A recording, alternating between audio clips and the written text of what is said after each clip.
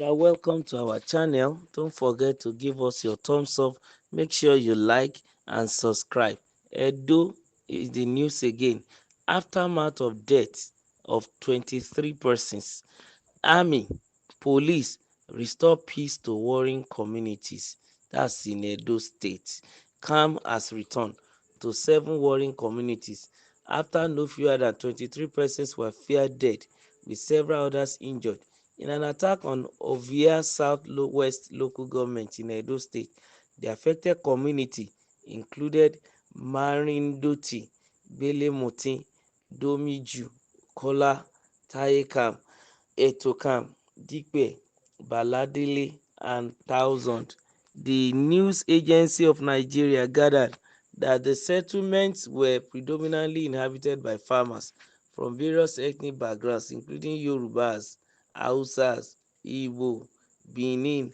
Eyewitnesses reported that the assailants, believed to be militants from nearby creeks, stormed the settlements early on February 21st, shooting indiscriminately, setting houses ablaze and other properties.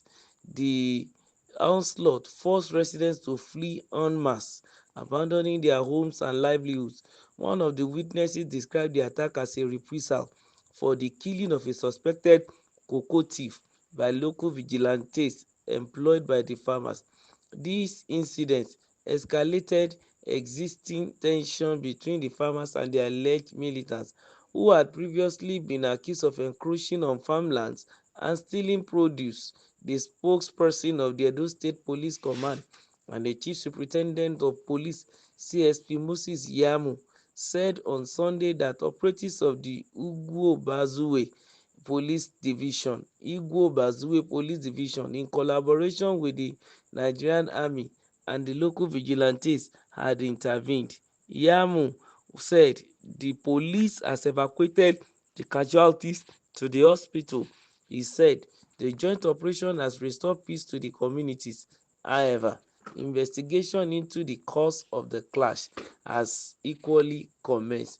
The Commissioner of Police, CP Betty Otimehin, has vowed that no stone will be left unturned in order to unravel the circumstances surrounding the unfortunate and avoidable incident.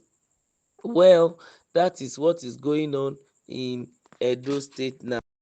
A NAN correspondent, that's the news agency of Nigeria, who visited the scene, however, observed a mass exodus of displaced persons carrying their belongings, seeking refuge in safer areas. Many homes were reduced to ashes, and the once thriving farming community now resembles ghost town. Once thriving farming community now turns to a ghost town. Speaking with NAN Igbala Obazuaye, the head of Marindoti community, said they had been farming in the area for years, but trouble started for them when some youth began to demand royalties from them. It started in 1998 when some youth began encroaching on our land, stealing our crops, and kidnapping our people, notwithstanding the payment of the royalties, he said. Obazuaye, who sustained bullet wounds, said the assailant invaded the community. The assailant invaded the community around Benin in around 8 a.m., killing 7 persons in his community alone. According to him, the assailants burned cocoa, kola nut, and carry cash crops worth more than 20 million naira. He appealed for the establishment of a police station and assistance in rebuilding their communities.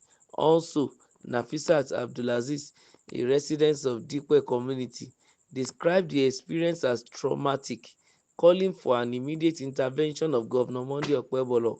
She told NAN that no fewer than 15 persons were killed in her Dipe community, while several others had gone missing. Abdulaziz said they came into our community, shooting and burning houses. They killed 15 people and many more were injured. They even burnt my own house and my family was forced to flee.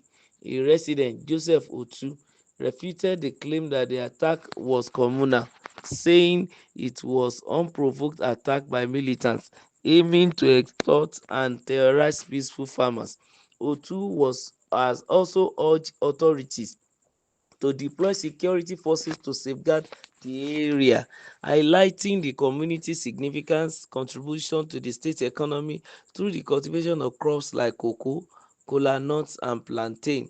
On his part, Usman Mukaila of Dikwe community lauded the immediate deployment of men of the 4 Brigade of the Nigerian Army, headed by Brigadier General Ebenezer Uduyebo, calling for an establishment of an army base in the area. Mukaila said, "We commend the commander of the 4th Brigade of the Nigerian Army, Benin, for the immediate intervention and deployment of soldiers that has helped to calm the situation for now. If not for him, the rest of the people will have gone." We also thank the governor.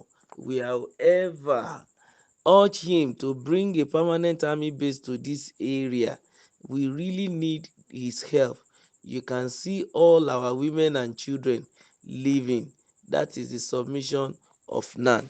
What an unfortunate situation in Edo State. It's a sorry case.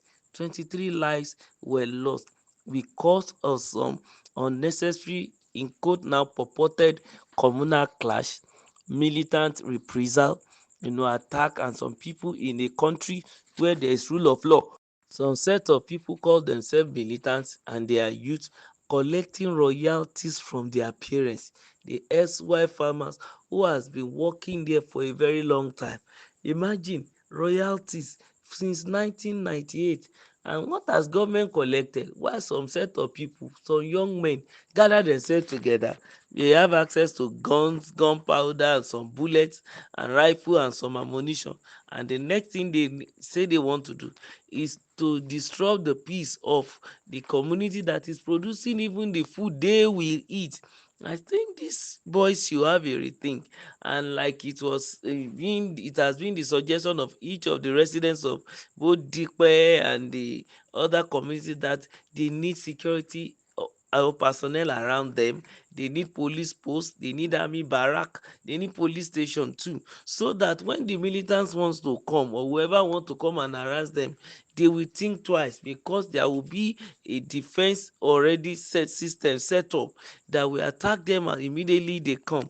Why would they just come to injure the people because of their own selfish interest, looking for what they eat? They are a bunch of lazy people who don't want to work, and the next thing they see as work is militancy. What's the difference between them and those who are doing terrorism in the north? I think it is only a foolish man that make his own father's house the battleground. When the battle is over, his house will be left in ruin. So these ones should put on their thinking cap and go and work, while the governor should please raise the standard of the security of Edo State. Those people, even in their farms, they need security. Continue to follow us. Make sure you subscribe. Don't forget to like and give us your thumbs up.